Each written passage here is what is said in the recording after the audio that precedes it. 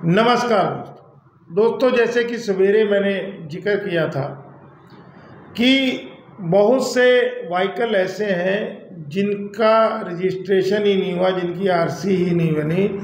वो लोन कंपनियों और डीलरशिप की नालायकी के कारण आज भी बिना आरसी के अपने कार्य को कर रही हैं। इसको लेकर शासन व प्रशासन कितना जागरूक है और कहाँ चूक हो रही है, इसके ऊपर अभी हम बातचीत करेंगे। विनती है, चैनल को सब्सक्राइब करिए, वीडियो को लाइक करिए और कमेंट करिए, वीडियो को शेयर करिए। अब करते हैं आपकी बात। देखिए, हमारे देश के अंदर आरटीओ अथॉरिटी एक विभाग है जिसके अंदर हर जो व्हीकल, चाहे वो प्राइवेट हो, चाहे वो मतलब कि सरकारी हो, चाहे वो व्यापारिक दृष्टिकोण का हो, उसको रजिस्टर्ड करवाया जाता है। यानी कि उसको एक नंबर दिया जाता है जो उस व्हीकल के बाहर जो है लगा होता है।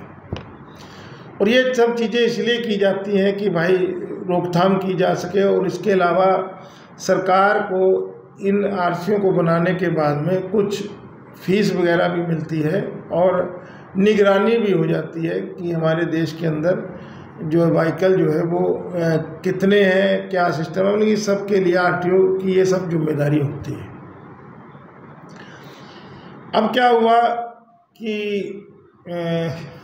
पीछे से कानून के अंदर बदलाव किया गया।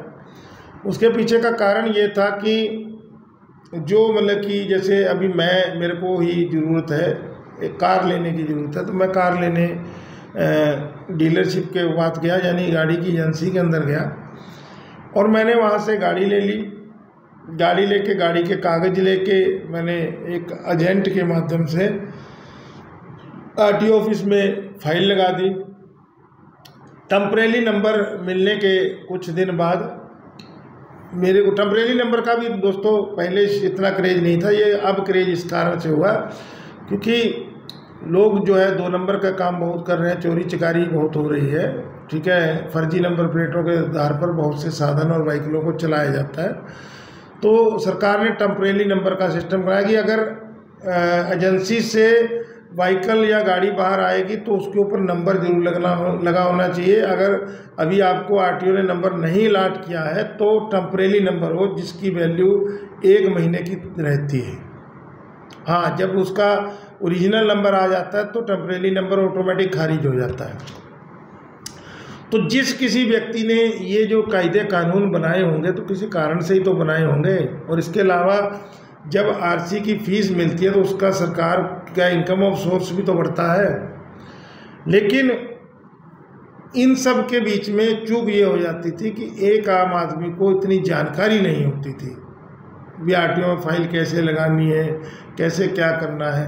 हाँ, अगर एजेंसी वालों ने मदद कर दी तो ठीक है, नहीं तो कई बार आरसी जो है नहीं बनती थी तो बाद के अंदर उसको पेनल्टी पड़ जाती थी कि आपने आरसी नहीं बनाई, आपको इतना जुर्माना देना पड़ेगा। क्योंकि रोड टैक्स भी आरसी के साथ में जमा होता है, ऐसा कोई सिस्टम था।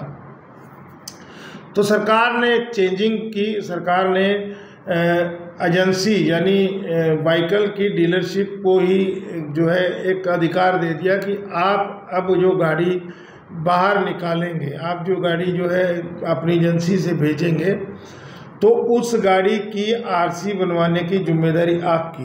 तो क्या होता है, जब पार्टी किसी व्हीकल को परचेज करती है, खरीदती है, तो उस समय उनको अपना सब रिकॉर्ड देना पड़ता है, यानी फ़ोटो, आधार कार्ड, पैन कार्ड, ठीक है। और इसके अलावा जो है एड्रेस और सब कुछ उनको देना पड़ता है। और वो सब फाइल तैयार करके आपको उस समय टेम्परेरी नंबर दे दिया जाएगा और बाद का नंबर जो है वो आपको 15-20 दिन में आरटीओ से मिल जाएगा।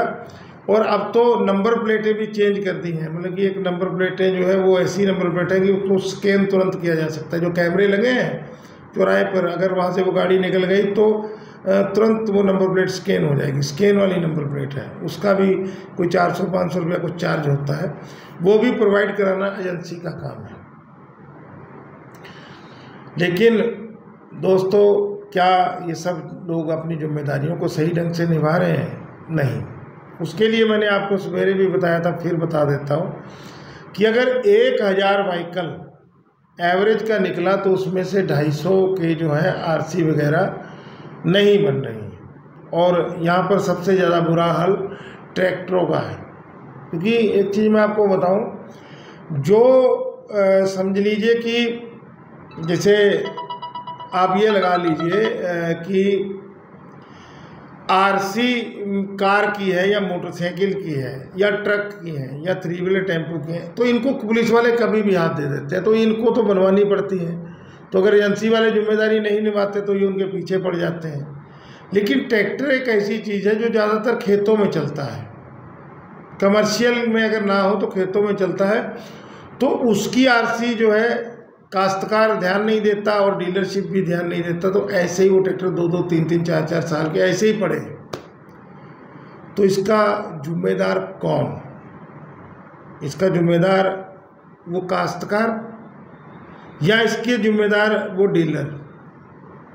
डीलर जिसको अधिकार दिया है सरकार ने, ठीक है। और क्योंकि ये डीलर जो है उधार भी अपने व्हीकलों को बेच देते हैं, 50,000 लाख रुपया रोक के भी कई बार डिलीवरी दे देते हैं। तो उसके बाद में दोस्तों जब ये सब चीज़ें उनको दे दी जाती हैं तो इन डीलरों की जिम्मेदारी होती है।